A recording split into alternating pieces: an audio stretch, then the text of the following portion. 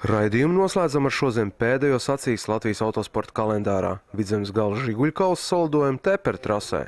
Tur pacilojošā noskaņā tika veikts vēl kas tradicionāls – uzņemta kopbilde šim daudz mīlētajam seriālam.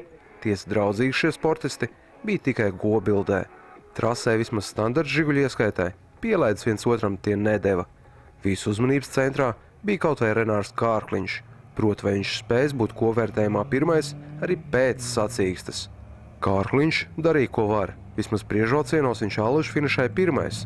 Daudz gan viņa prāt palīdzēs tas, ka tieši viņa iebraucieni sekoja aiz brīvās ieskaits. Tā kā zināms, startēja ar radžu riepām. Uzkašā trasīti, tā mēs sākumā varam laist pa trajektorijām, pēc tam jau jāsāk meklēt bortiņi, jāmeklējās tā. Manuprāt, tikpat ātrs ir Jānis Lapsa citos iebraucienos. Man šķiet, ka pat pirmo reizi būs tā, kad katra iebrauciena uzvarētāja būs novinējuši visus 3 braucienus, un tad kuru pirmo liks fināla braucienos, būs interesanti. Jānis Lapsa bija noskaņots atgūt sezonas līderu godu. Todien viņš arī dominēja savā kvalifikācijas grupā un salīdzinot ar Kārkliņu izskatījās pārliecinošāk. Jāatgūst kaut kā iekavētais. Man liekas, apļi labāki nekā Kārkliņam. To jau redzēs finālā. Nezinu. Apļi laika, ticu man, ir labāki. Tāpēc, ka neiesaisties jau cīņās, kā no starta paņem. Tā sanāca. Starts jau ir svarīgi. Nav jācīnās, brīva trasa.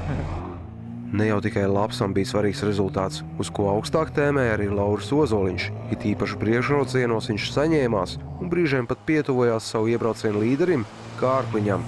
Apdzīt gan viņš neuzdrošinājās. Ar katru braucienu aizvien labāk, pat Kārkliņam sēdēja astē. Jā, tā sanāca. Uztaisīja jaunu Žiguli, varbūt vieglāks ir. Un ilgi tev traucēja tur viens konkrēti? Ir, jā, bišķiņ patraucē. Bet, vēl būtu pāris apļi un būtu arī garām. Tiešām var braukt Kārkliņā? Jā, tiek līdzi. Nē, Ozoliņš necerēja nokļūt fināla starta pirmajās rindās. Pārāk daudz otro vietu viņš bija sapelnījis. Šāds mērķis gan bija Viesturam Tilgasam. Pēdējā priekšbrauciena grupā viņš sīksti cīnījās ar Igauni Sigmāru Tamimogī. Cīņa patreiz ir nopietna. Redzēs, kas būs vēlāk. Jā, šādi tad piekāpies gan viņam. Mums tāda taktika, cenšamies iemidzināt viņu, jo fināli vēl ir priekšā. Mēs jau te no sākuma palaidām pa priekšu, bet viņš jau arī atjautīgs. Nospiko trajektoriņas.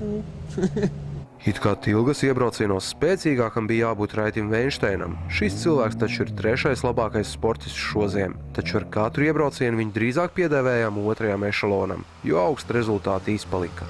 Neiet galīgi nemaz. Nemāk braukt šodien. Neizturējās mašīnu tur, ko gribu. Nezinu, padomu, tagad ielikt pasažieri, pamēģināšu, kā ir lielāks var varbūt.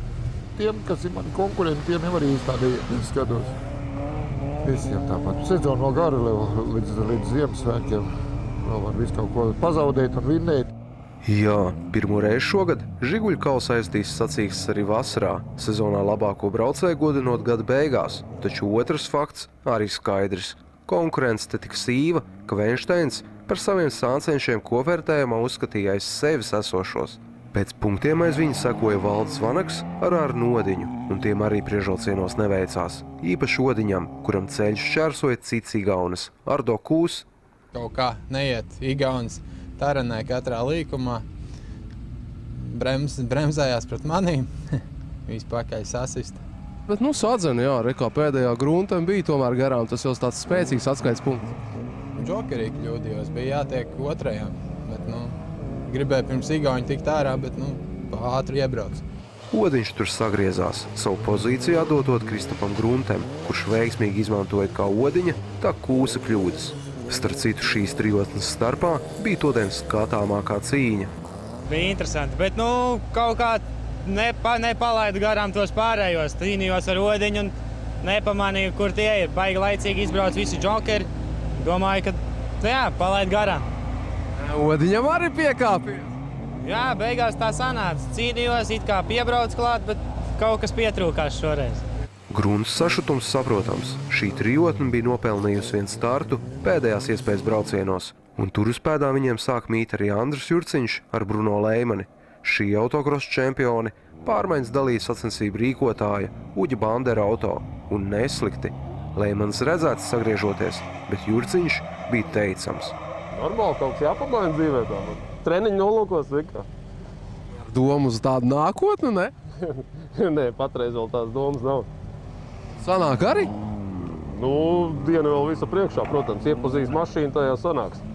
Es saprotu, tev izdodās labāk nekā Bruni. Ir jau bišķi veiksmi ar tā, pat trāpa ledu un netrāpa trasi mainīgi, zin kā. Jurciņš tiešām bija ātrs, viens no pēdējās iespējas braucieniem pat vinnēts. Tiesa tur dominēja citi. Odiņš par katru cenu vēlējās būt priekšā Gruntem, taču drīz izstājās ar reduktoru defektu. Toties Gruntem uzbrukumā devās Odiņa komandas biedrs Andris Krieviņš. Krieviņš arī izrādījās ātrākais šajos pēdējās iespējas braucienos. Ja runājam par fināliem, tad tur latviešiem nācās atzīt Tāme Magija pārākumu, kā brauciens tā uzvara. Vien pēdējā finālā viņam tiesneši lika nobraukt malā, jo nedega bremžu guņi. Šādas piedestāli kāp citi. Pirmais Kārkliņš, otrais Lapsa, trešais Tilgas. Spilgti bija arī brīvās klases iebraucieni, kur galvenā kārts tika likt uz Artūru Vaido. Cik nav redzēts, ka ar šo pašu auto braucošais Reinis Nitišs vai Andris Vanters citiem pakaļpiedziņas sportistiem neatstāja ne mazākās cerības. Šoreiz gan ar Vaido pie stūres viss bija savādāk. Mašīna nav tik jaudīga un viņi tiek klāt un nekādīgi neko nevar izdarīt. Starts un līkumi ir tā kā mana prioritāte, bet taisnītais viņi nāk klāt un apzina. Tiešām finālā var kaut ko citāk parādīt? Jā, tagad trešais brauciens bija progresīvāks, es viņus ķēru klāt un džokeru varbūt vajag bišķi paeksperimentēt. Cīnīsimies!